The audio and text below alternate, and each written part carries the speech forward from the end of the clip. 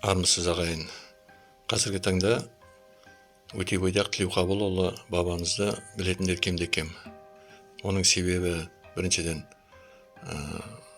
келімсектер келіп бізді тарихы жоқ, мәдениеті жоқ, ғылымы жоқ, жабайы халық деп көрсетуге тырысты. Соның бір себебі ол ұмытылып қалды. Дегенмен ол кісі Жәнібек ханның тұсында өмір сүрген. Соның тікелей тапсырмасымен шипагерлік баян атты трактат жазған, ғылыми медициналық.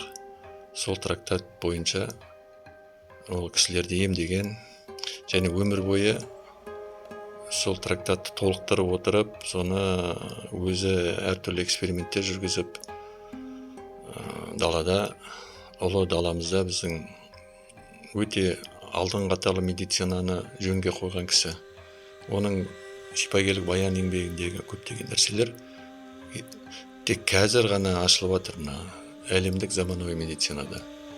Соның ішінде үзу әдісі дегенде оның әдісі болды. Бірақ енді өкінішке орай ол ұмытылып, қанның нақты қандай болғанын біз білмейміз. Тек шет-шеперін ғана білуге мүмкіндік бар. Өйткені шипагерлік баян трактатын жағып жіберген кезінде енді сақталып қалған жерлерінен ғана біз тек кейбір үзінділерін ғана соны қолдана аламыз. Сондан біз оны алып, соны негізге алып, үзу әдісін.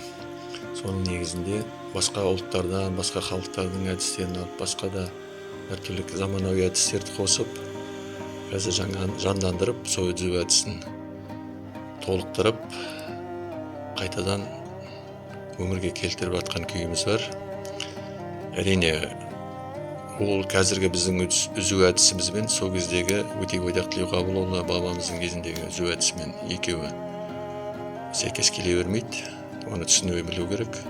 Бірақ дегенмен соның негізінде сол атты қалдырып, сол атамыздың атын қайта шығарып, соның негізінде осы біздің ұмытылып қалған ұлттық әдісімізді қайтадан жандандырып жатқан түріміз бар қазір. Соны енді бүкіл қазақ еліне таратып, бүкіл елге үйретуге атсалысуға шақырамыз. Мүмкіндік болса, оны егер үкімет тарапынан қолдау табылса, оны оқу әдістемесіне де кіргізіп, біздің ұлттық тәсілімізді қайта жандандыру мәселесін қарастырудамыз. Назарларыңызға рахмет.